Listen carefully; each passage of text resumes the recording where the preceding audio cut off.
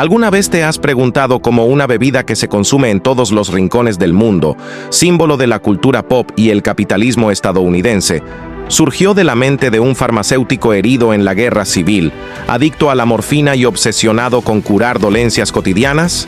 Hoy vamos a sumergirnos en la fascinante vida de John Stith Pemberton, el inventor de Coca-Cola, un hombre cuya historia está llena de triunfos, tragedias y giros inesperados. Prepárate para un viaje a través del siglo XIX, desde los campos de Georgia hasta los laboratorios de Atlanta, donde una simple fórmula cambió el curso de la historia comercial. John Stith Pemberton nació el 8 de julio de 1831 en Knoxville, un pequeño pueblo en el condado de Crawford, Georgia.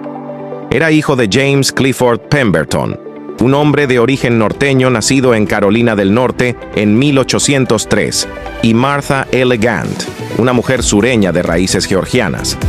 La familia Pemberton no era adinerada, pero valoraba la educación y el trabajo duro, valores típicos del sur estadounidense en esa era preindustrial. Poco después de su nacimiento, la familia se mudó a Rome, Georgia, una ciudad en las estribaciones de los Apalaches, donde John pasó la mayor parte de su infancia y adolescencia. Rome era un lugar pintoresco, rodeado de ríos y colinas, pero también un centro de comercio y agricultura.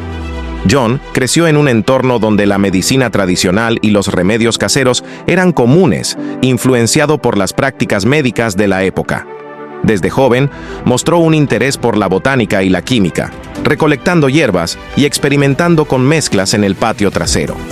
Sus padres, aunque no eran ricos, lo enviaron a escuelas locales, donde destacó en ciencias naturales. Sin embargo, la vida en el sur no era fácil. La esclavitud, las tensiones políticas y la economía agraria moldearon su visión del mundo.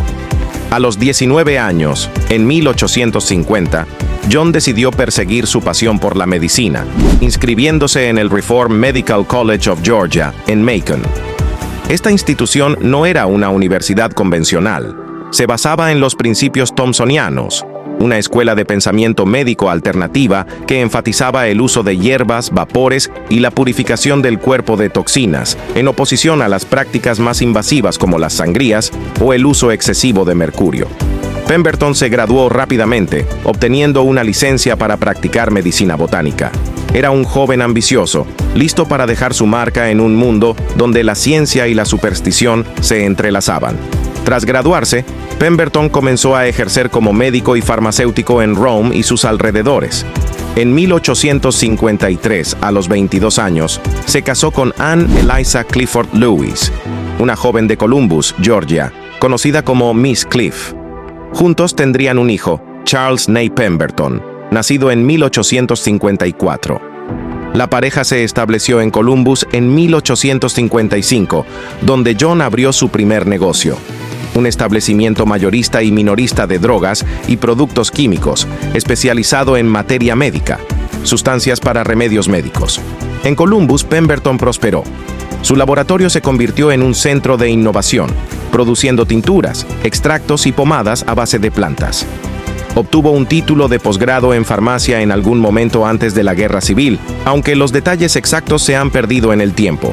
Era respetado en la comunidad como un steam doctor, médico de vapor, por sus métodos thomsonianos, y su negocio creció gracias a su habilidad para crear productos patentados. Entre sus primeras invenciones estaban remedios para el dolor de cabeza, indigestión y fatiga, que vendía en ferias locales y a través de catálogos. Pero el idilio se interrumpió con el estallido de la Guerra Civil estadounidense en 1861. Pemberton, como muchos sureños, se alistó en el ejército confederado. Ascendió rápidamente al rango de teniente coronel en la caballería de Georgia, sirviendo en la defensa de Columbus. Su servicio fue heroico pero costoso. En la batalla de Columbus el 16 de abril de 1865, uno de los últimos enfrentamientos de la guerra, Pemberton fue herido gravemente. Mientras luchaba a caballo contra la caballería de la Unión, recibió un sablazo en el pecho y un disparo de bala. Sobrevivió milagrosamente, pero las heridas le causaron dolor crónico por el resto de su vida. La guerra civil dejó a Pemberton no solo con cicatrices físicas, sino también con una adicción a la morfina, un analgésico común en la época que él mismo administraba como farmacéutico. La morfina aliviaba su dolor, pero lo atrapó en un ciclo de dependencia. Consciente de los peligros, había visto a muchos veteranos sucumbir, Pemberton comenzó a experimentar con alternativas. Se interesó en la coca, una planta sudamericana cuyas hojas eran conocidas por sus propiedades estimulantes y analgésicas.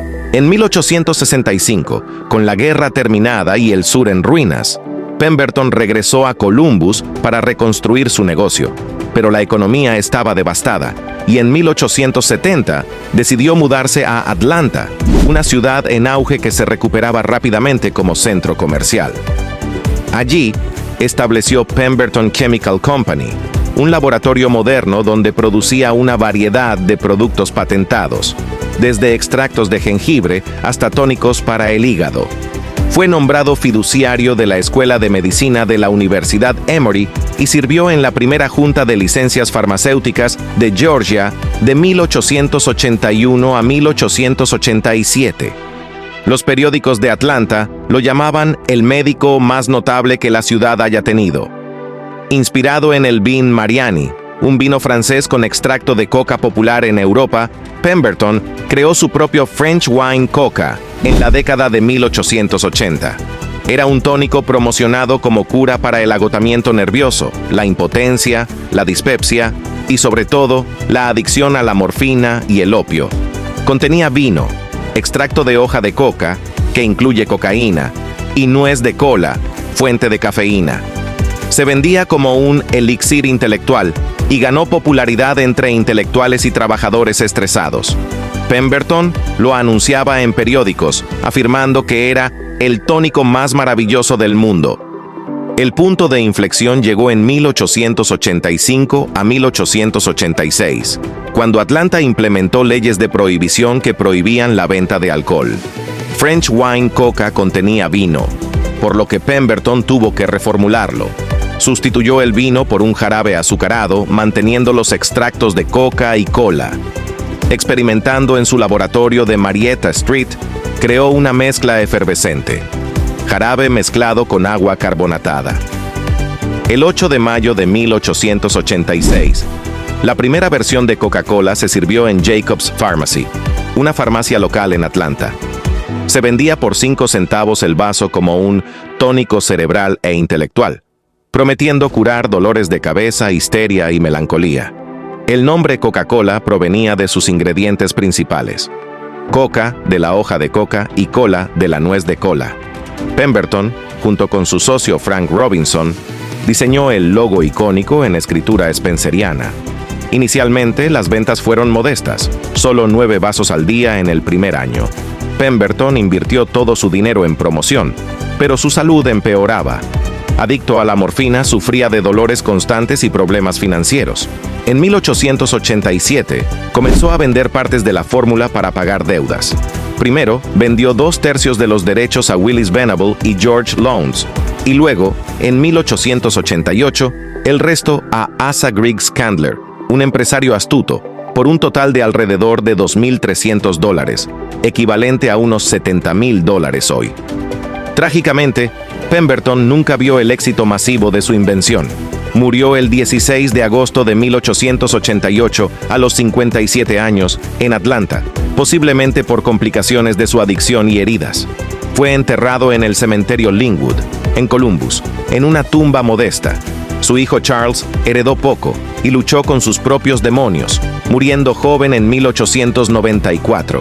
Aunque Pemberton murió pobre y olvidado, su legado es inmenso. Asa Candler compró todos los derechos y transformó Coca-Cola en una marca global, eliminando la cocaína en 1903 y enfocándose en el marketing. Hoy, Coca-Cola es una de las empresas más valiosas del mundo, con ventas en más de 200 países.